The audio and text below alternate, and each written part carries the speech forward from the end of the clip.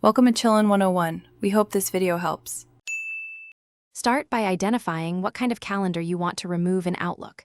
Determine if the calendar is a subscribed, shared, or local calendar. Open the calendar view and look at the folder list on the left side.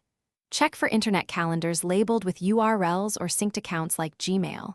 If the calendar is shared, note who owns it and whether you have owner or delegate permissions.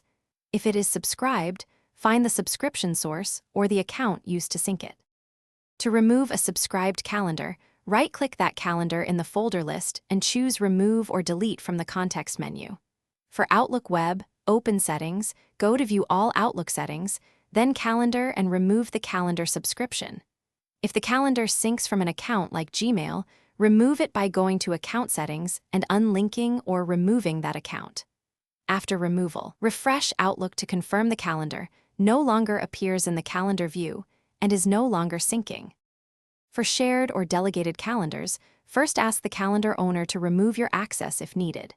In Outlook Desktop, right-click the shared calendar and select Remove from Calendar View to hide it locally. If you have delegate permissions, open File, then Account Settings, and manage delegates to remove those rights. In Office 365, an admin can revoke sharing permissions centrally, or you can hide the calendar from view in Outlook Web by using the Hide option. Finally, restart Outlook to ensure all changes apply. Thanks for watching. Consider subscribing if we helped you.